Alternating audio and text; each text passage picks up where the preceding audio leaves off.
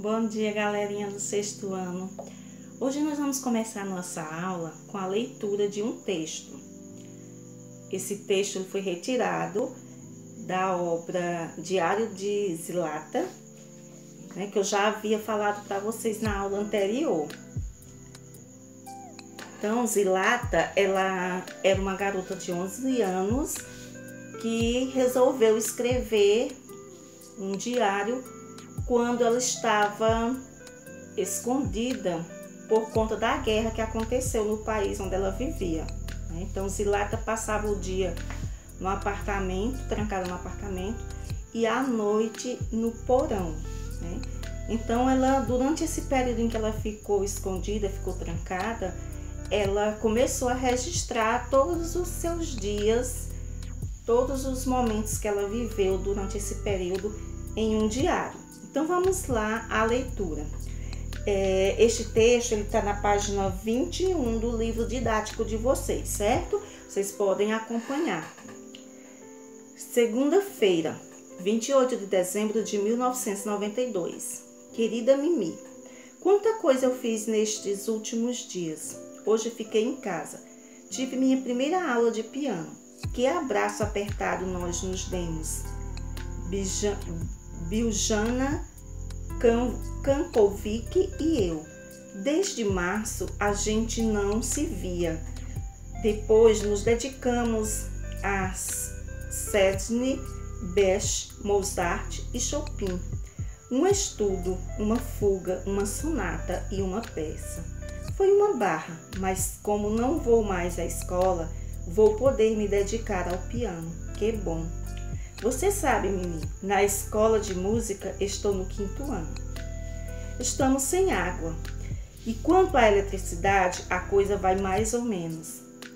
Quando eu saio e não há tiros, fico com a sensação de que a guerra acabou. Mas os cortes de água e eletricidade, o inverno, a falta de lenha e de comida me trazem para a realidade. E percebo que a guerra continua por aqui. E por quê? Porque esses moleques não entram num acordo. Estão se divertindo à beça, a nossas custas. Escrevo para você sentada na mesa, querida Mimi. Estou vendo papai e mamãe. Os dois estão lendo. Quando eles levantam os olhos do livro, ficam pensando. Em que eles pensam? No livro que estão lendo? Ou será que tentam recolher os pedaços que a guerra espalhou? Sinto uma coisa esquisita vendo os dois assim, à luz da lamparina. Como nossas velas acabaram, fabricamos lamparinas com óleo. Eles me parecem cada vez mais tristes. Olho para papai, como ele emagreceu. Perdeu 20 quilos pesados na balança. Mas quando olho, tenho a impressão de que deve ter sido até mais. Dá a impressão de que os óculos ficaram grandes demais para seu rosto. Mamãe também emagreceu muito. Parece que ela murchou. A guerra cavou rugas em seu rosto. Meu Deus, o que esta guerra fez de meus pais? Eles já não se parecem com meu pai e minha mãe. Será que tudo isso acaba um dia? Será que nossos sofrimentos em breve vão chegar ao fim? Que eles voltem a ser o que eram? Pessoas alegres, sorridentes, elegantes?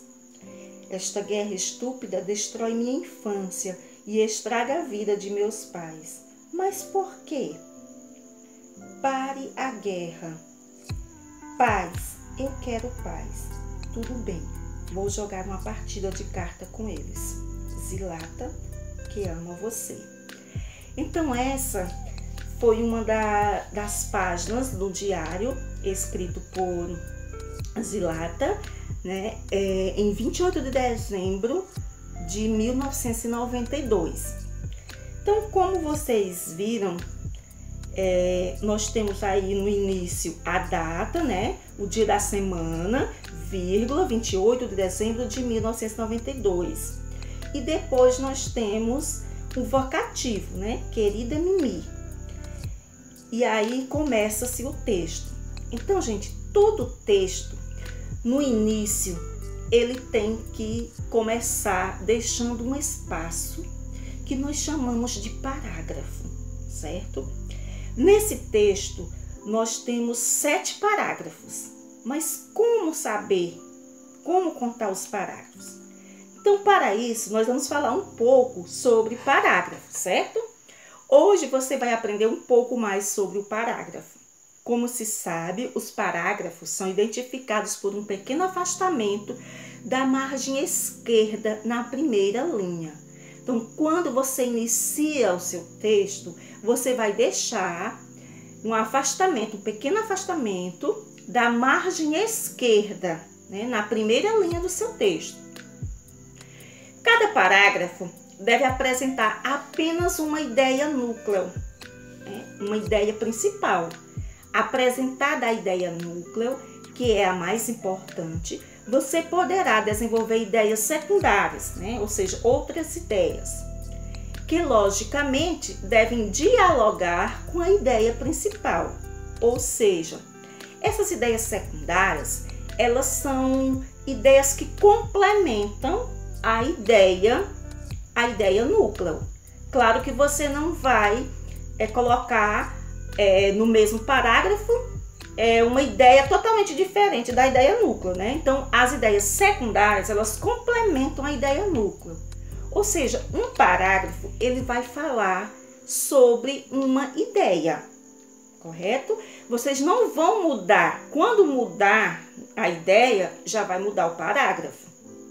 Se você perceber que está mudando de assunto ou que é hora de apresentar outra ideia núcleo, inicie um novo parágrafo, certo, gente? Então, um parágrafo, ele tem uma ideia núcleo, que é a ideia principal. Pode ter ideias complementares, que são as chamadas ideias secundárias, né? São aquelas ideias que vão complementar a sua ideia principal, a sua ideia núcleo.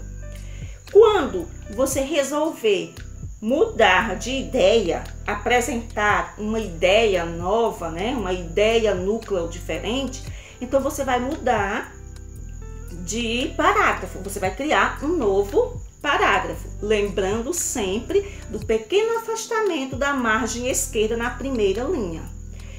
E mais uma questão, né? Todo parágrafo inicia com letra maiúscula, correto? E o parágrafo também vai terminar com ponto. Então, existem parágrafos que vão conter mais de uma frase, vão conter aí 2, 3, 4 frases, né? Neste caso, vai haver pontos, né? Ponto a seguir. Ponto a seguir. Por exemplo, hoje eu vou voltar aqui à leitura do texto. Hoje fiquei em casa. Ponto a seguir. Tive minha primeira aula de piano. Ponto a seguir. Que abraço apertado nós nos demos. Bijana Kankovic e eu. Ponto a seguir. Desde março a gente não se via. Ponto a seguir. Depois nos dedicamos a Cézanne, Bach, Mozart e Chopin. Um estudo, uma fuga, uma sonata e uma peça. Ponto a seguir. Foi uma barra. Mas, como não vou mais à escola, vírgula, vou poder me dedicar ao piano. Ponto a seguir. Que bom. Você sabe, Mimi, na escola de música estou no 5º ano. Pronto, aqui eu apresentei um parágrafo para vocês. Neste parágrafo, conforme eu fui falando aqui, ponto a seguir, significa o quê? Que ele contém mais de uma frase, ele contém ideias secundárias, ideias complementares, correto? Então, o parágrafo, ele pode conter várias frases, várias orações, certo? Não necessariamente só uma oração, pode ter 2, 3, 4, 5, vai depender das suas ideias, vai depender de como você vai se expressar nesse texto. Você sabe qual é o tamanho ideal de um parágrafo? Sabem? Não existe nenhuma regra que determine o tamanho exato do parágrafo. Lógico que ele não deve ser muito extenso e nem muito curto. embora existam parágrafos formados por uma única linha. Recurso comum nos textos literários. Mas se você tem muitas dúvidas, 3 frases para cada parágrafo é um número satisfatório. Isso é apenas uma sugestão, mas como eu já havia falado antes, pode ter 3, 4, 5, 6 frases, né? Porque o parágrafo ele não tem um tamanho exato. Ele pode ser mais curto, mas ele também pode ser maior, né? Ele pode ser mais extenso.